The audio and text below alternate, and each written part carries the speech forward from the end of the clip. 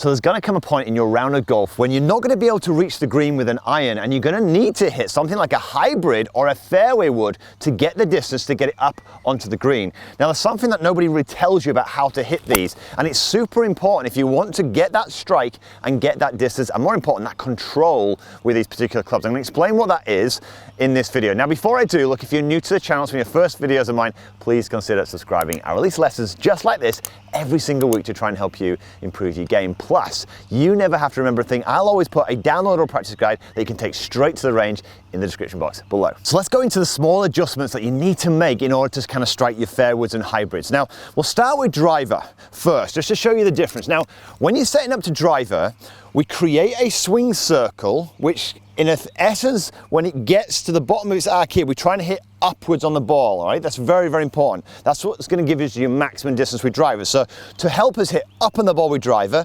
we put the ball forward in our stance here, just opposite our lead heel. We have our sternum hanging, look, in the middle of our stance, actually behind, way behind the ball. What this creates naturally is a swing circle that bottoms out behind the ball and then starts to strike the ball on the way up. This is what's going to give you your maximum distance. But if you did that with your hybrids or your fairwoods, this is going to give you a pure top, okay? So you don't want to do that. So what alterations do you make? So let's start with, let's say, a fairway wood initially. So what I'm going to do now is this. Ball position now is nowhere near the left heel.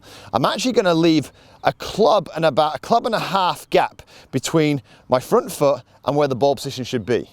From here now, I'm also going to position my sternum rather than back of the ball. I'm now going to pick it much more over the ball, or even just behind it. What this creates now, just by that change in setup, is a more downward strike on the ball. Why? Because now when we're creating the circle, the bottom of that circle now is right where the ball is. With driver, the bottom of the circle was here and the ball was here. Now we're striking down on it. So make those adjustments to help you strike that ball. The second thing I would do, once you've done this, is learn to control the radius of the circle. So you've created a kind of beautiful circle here. You're now controlling where the bottom of that circle is in terms of its low point on this angle. But if your arms are starting to pull up here, what's happened to the club? You're going to hit the top of the golf ball.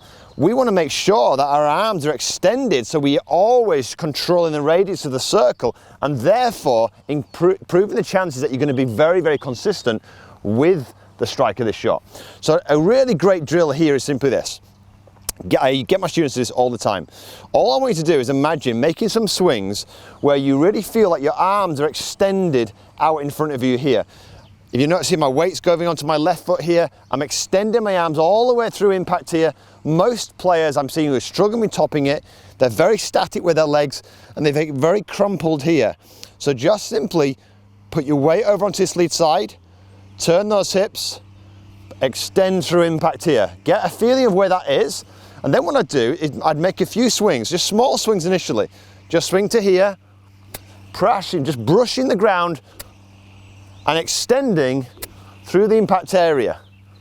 Yeah? Once you've kind of got that sensation, start to set up a ball or two, excuse me, and give this a bit of a rip. So, just gonna wait for that greenkeeper to disappear. Okay, and there we go. So get myself set, really feel that I'm extending through the impact area. And let's see if we can control that low point and that strike. That's beautiful. Thought I might have hit in there for a second. Absolutely ripped it. I was like, don't, I was gone so far. Okay, that went a bit far and maybe a little bit close. So, we're now controlled. We're going to cool drill in a second. So what do you do with a hybrid? And what is a hybrid? A hybrid basically is a modern version of an iron. Requires exactly the same thing, no difference whatsoever. But with a hybrid, I might have more central in my stance, maybe 2 clubs in. But same principle, look, I check my sternum by simply hanging the club down here. I don't want it hanging too far behind, I want it hanging maybe on the golf ball here. Might even favor my left foot a little bit more here. But what I'm doing is I'm controlled where I'm striking it, I'm controlling my radius in the same thing. Really feel like I'm extending through that impact area here. And I do exactly the same thing, look, with my hybrid. Swing back, extend through. And I actually caught that there just a fraction thin. But What that basically means, but I've still got this, what hybrids are great for, they're good at recovering that.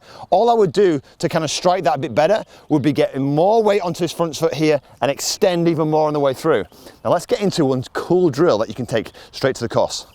So there's one thing that could actually affect some of this, and that's obviously your contact. Now you saw in my last shot, I caught it a little bit clean.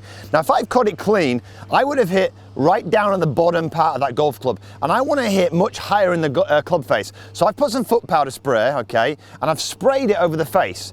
Now what I love about this is golf can be complicated, but give yourself like a task like this, which is literally, if I hit a shot here and I top it, watch this. Look what I've hit. I've topped it and I've hit right at the bottom. It gives me immediate feedback. If I want the ball to go up in the air, I've got it higher in the face. Now, in order for me to do that, what I'm gonna do here is I need to make sure that I've got enough lean of this shaft through the impact area, as opposed to, I don't want to extend through impact doing this with a flick. I want to make sure I've got enough lean in that shaft. So what I'll do certainly at setup is make sure that handle is opposite my lead thigh, and then I do exactly all and this comes with driver, fairwoods and your hybrids, and then I do exactly the same thing, get myself set, and now what I'm gonna do, I'm gonna hit a shot, and I'm gonna get some immediate feedback, and all I'm gonna do is try and hit higher in the face. Completely different strike. A little bit of grass, but you can see here, if I just tidy that grass away, look, can you see now where I've hit?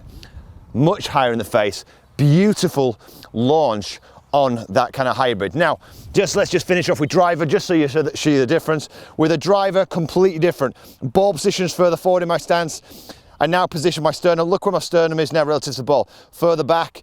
The visualization now is much, much more like I'm hitting up on the ball now, not down on it. Completely different. Let's just smash driver. Beautiful.